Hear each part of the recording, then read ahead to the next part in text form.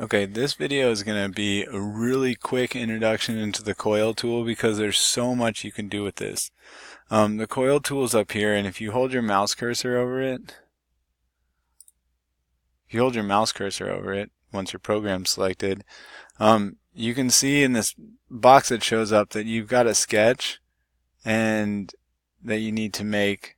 It's like a profile and then an axis, and then you rotate this around. So I'm going to start by making a sketch in whatever plane you want, and we just need to make a shape. So I'm going to make a shape that is dimensioned, and this dimension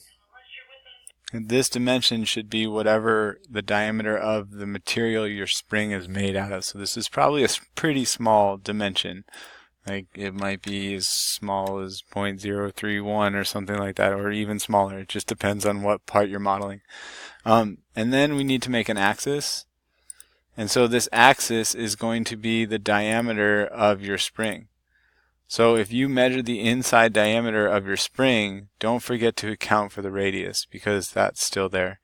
So we'll add a dimension to this. So 6.375. Move this up a little bit and go to finish sketch. Okay, now if we go to the coil, right, we need to select a profile, which it already did this. If we didn't, we'd have this selected. We could click our profile. And now it's asking us to select an axis. So I click on the axis. Now this is going down, so I could flip which way it goes if I wanted to go up. I can change which way it rotates. And then I can also go into here in coil size. There's all these different ways of changing your coil size. I like revolution and height. It's pretty straightforward. So we put our height in. Let's say we want this to be 6 inches tall. This is a really mellow coil. For some of you mousetrap people, this would be a good way to make that arm that wraps around the thing that kills the mouse, the arm that shuts down. And then here we can control the revolutions. So let's say we want 100 revolutions across that point. This is a really fine spring. Okay, so this is really close together. You get close enough, you can see what that looks like.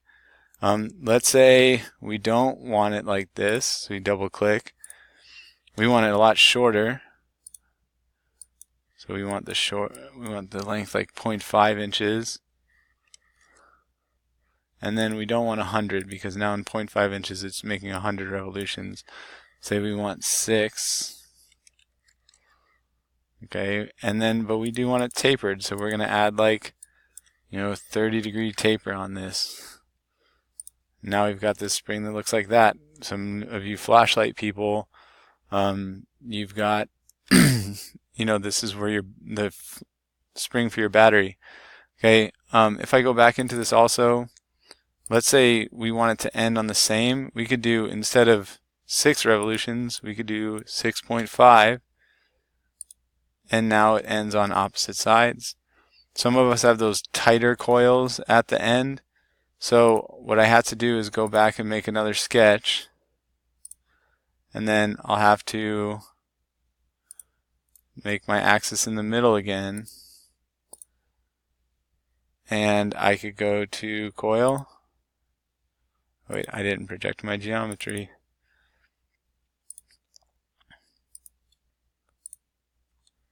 And then go back to the coil again, select my axis.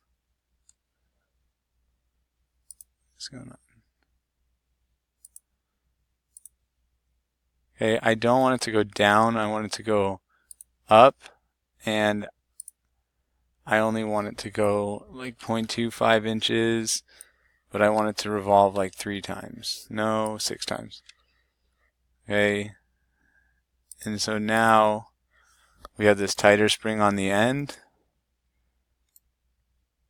And then if we wanted to, some of you guys have a spring that goes the opposite direction, so we could do sketch on here again.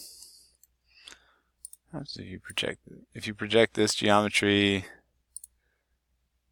it still won't find the midpoint. Forget I did that. So we're going to make our line, dimension it again, But if we wanted to change direction, we need a different line. So we'll do a line here. And just make sure that that's projected. Finish sketch, and I'm going to do my coil again. Choose my axis.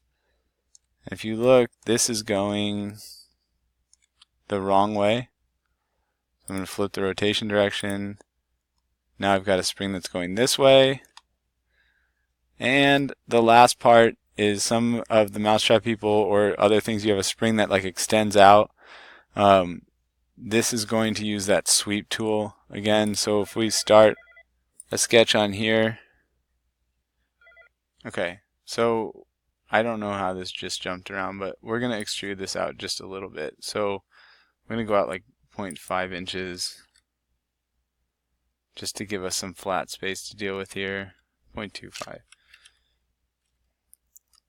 Okay, now we can make, this is adding the steps from the sweep, so I'm going to make a point at the top of this.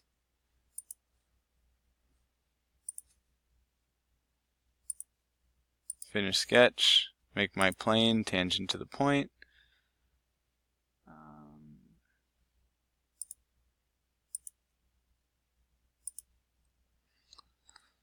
Alright, now I can start a sketch on that plane, and I can go off at an angle here.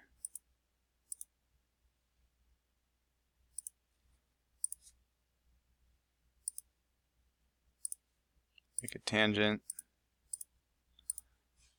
sweep, select the path, and now I've got this spring sticking out. Again, I can turn my work plane off, right click, visibility, and I've got this attachment of the spring. So you can keep building on this stuff and keep going.